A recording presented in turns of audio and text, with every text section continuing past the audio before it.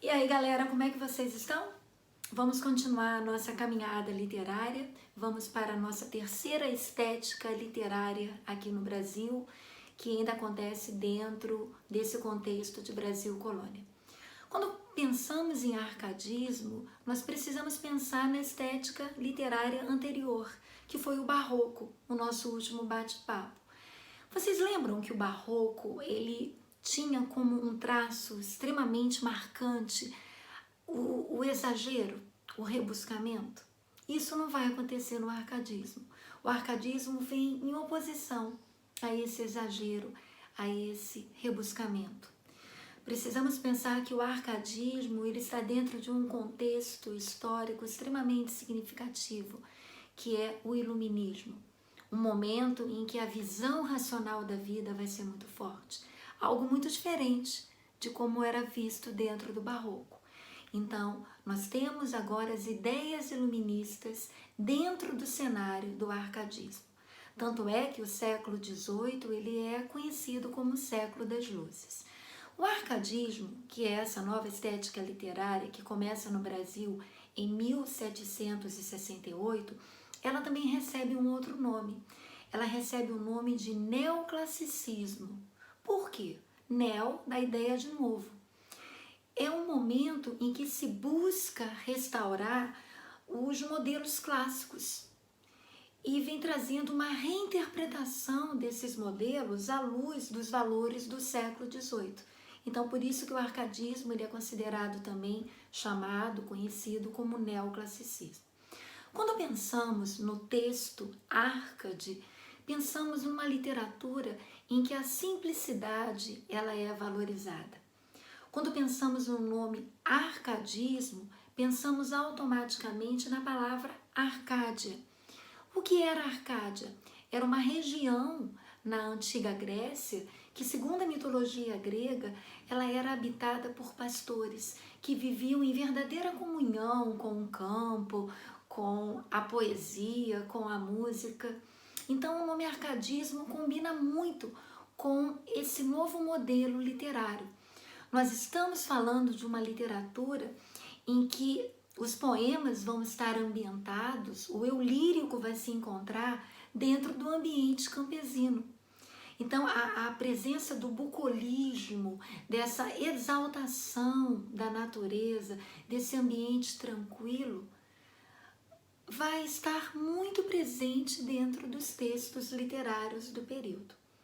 Quando falamos em arcadismo no Brasil, não podemos deixar de pensar em alguns fatos históricos que foram muito influenciados até pelo iluminismo. Precisamos pensar na Inconfidência Mineira, também conhecida como Conjuração Mineira. Precisamos pensar num fato histórico que faz parte desse contexto do iluminismo. As ideias iluministas vão influenciar muito a questão da independência do Brasil. Estamos falando de um contexto histórico que agora a Bahia, diríamos assim, deixa de ser, né, aquele local mais povoado e acaba acontecendo um deslocamento populacional. Estamos falando de Minas Gerais, do achamento do ouro. Estamos falando de uma estética literária que vai estar dentro de um contexto, de um local que nesse século XVIII se torna um local importante. Estamos falando de Vila Rica. Vila Rica, André, sim, a atual cidade de Ouro Preto. Então, Vila Rica se torna um centro cultural. E é dentro desse ambiente que nós vamos ter o arcadismo, a literatura arcade florescendo. Vamos ter escritores que, além de estarem envolvidos com a literatura, também estarão envolvidos com a Inconfidência Mineira, com a Conjuração Mineira. Então, quando falamos em arcadismo, pensamos em Cláudio Manuel da Costa, o inaugurador do arcadismo no Brasil, com um livro de poemas chamado Obras Poéticas. Então, 1768, Obras Poéticas de Cláudio Manuel. Além desse livro, ele escreveu um poema também que foi muito diríamos assim, significativo para o arcadismo, o poema Vila Rica, que vai justamente estar tratando desse ambiente em que a estética literária ela vai se destacar muito. Quando falamos em Cláudio Manuel da Costa, precisamos pensar logo nas características do texto Árcade. Nós temos uma literatura em que vai ocorrer um fingimento poético. Como assim, André, fingimento poético? Nós estamos falando de poetas que vivem num ambiente urbano de destaque, mas na sua literatura, o eu lírico assume a postura de um camponês. Então, o fingimento poético é algo muito marcante dentro da literatura Árcade. Nós temos escritores que acabam assumindo o papel de pastores que vivem na natureza. Então, a exaltação da natureza é algo muito forte dentro da literatura Árcade. Nós temos algumas concepções do arcadismo, concepções artísticas. Então, nós estamos falando de uma literatura que tenta trabalhar com um novo modelo clássico. É claro que o latim vai estar presente nessas concepções árcades, quando nós pensamos em fugir do ambiente urbano, quando nós pensamos em corta o que é inútil, quando nós pensamos viva num lugar ameno, uma vida simples, tudo isso acaba influenciando a literatura Árcade. Nós temos uma literatura em que a simplicidade da linguagem é marcante, temos uma literatura em que os poemas vão estar ambientados dentro do ambiente campesino, então vai aí uma característica forte do arcadismo, o bucolismo, uma exaltação da natureza, um olhar depreciativo com relação à vida no ambiente urbano. Pensamos no uso de pseudônimos. Como assim, Andréia? Por exemplo, o Cláudio Manuel da Costa, ele assina como, nos seus poemas, ele aparece como Gloucester. Um outro poeta muito significativo também do arcadismo, que é o Tomás Antônio Gonzaga, conhecido como Dirceu, né? Olha o fingimento poético, o uso de pseudônimos. Há dentro da literatura Árcade também um pouco da idealização da mulher. Se nós estamos falando de uma literatura que tem uma influência clássica, nós precisamos pensar logo que é uma literatura em que vai ter a presença de elementos mitológicos. Se nós estamos falando de Grécia, perceberam até agora, ó, simplicidade é uma característica do texto Árcade, o bucolismo, que é essa exaltação da vida no campo, é uma característica do texto Árcade, o fingimento poético, em que nós vamos ter o eu lírico sempre como um pastor, como alguém que vive no campo. O uso de pseudônimos aparece, né? Já que esse fingimento poético acaba puxando essa necessidade desse uso. A idealização da figura feminina continua presente dentro do texto Árcade. E uma outra coisa também que é muito forte, a presença de elementos mitológicos, já que estamos falando da Grécia. Vamos agora pensar um pouquinho nos autores, em 4 autores Árcades. O inaugurador, Cláudio Manuel da Costa, lembra que falamos da obra Obras Poéticas, a obra inaugural em 1768. Falamos também do poema, um poema épico dele, o poema Vila Rica. Precisamos pensar no nome de um outro representante do arcadismo que se destacou muito, Tomás Antônio Gonzaga. Temos 2 obras de Tomás Antônio Gonzaga que são dignas de destaque. Uma obra lírica chamada Marília de Dirceu. Olha a presença aí de pseudônimo. Quem é Dirceu é o próprio Tomás Antônio Gonzaga. Quem é a Marília, na verdade, é a Doroteia, uma noiva que ele teve. É um poema em que a todo momento Dirceu ele convida Marília ao carpe diem. É um poema que tem um tom didático, que há um ensinamento relacionado a toda uma concepção de vida. É também uma obra que a segunda parte dela é um pouco mais melancólica, que é o momento que Tomás Antônio Gonzaga estava preso.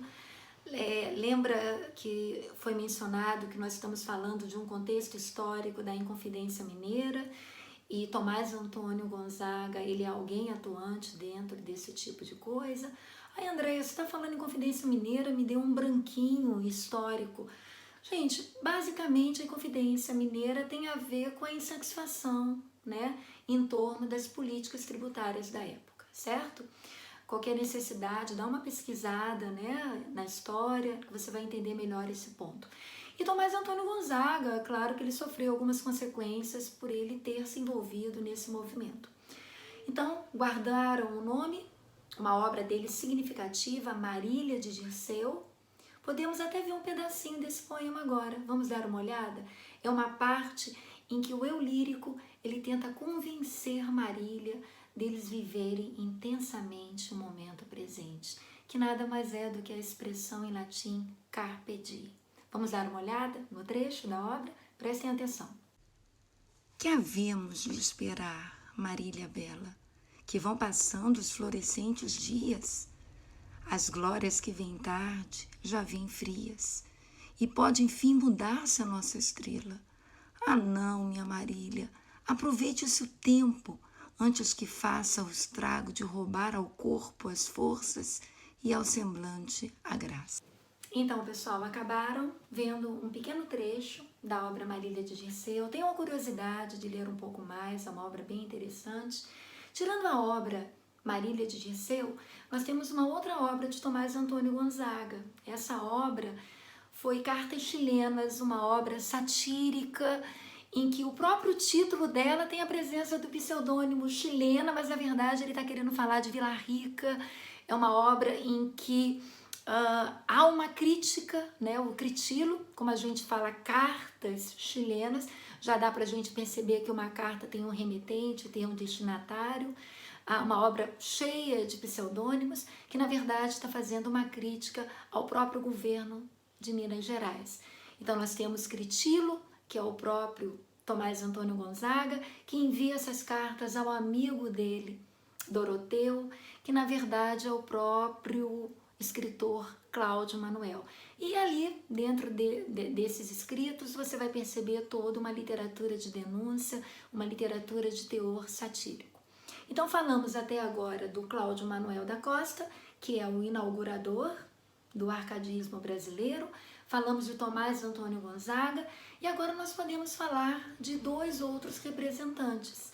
Podemos destacar Basílio da Gama, com a obra Uruguai, né? Não Uruguai, a obra é Uruguai, e é uma obra que é um poema épico que vai falar um pouco sobre os jesuítas, sobre os índios, sobre um contexto histórico da época, bem nos primórdios da nossa colonização.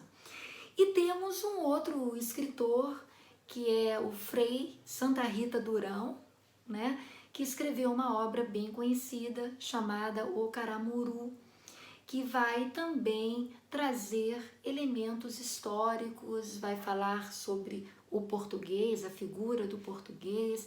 É uma obra que conta a história, é um poema épico, tá? É importante entendermos que é todo escrito em versos, que trazem uma narrativa que é claro que é ficcional, mas acaba, né, tendo aquele teor da imitação da realidade, que vai mostrar um pouco sobre um homem, um náufrago, que vai ser acolhido pelos indígenas, e durante a leitura você vai ver muito da cultura indígena.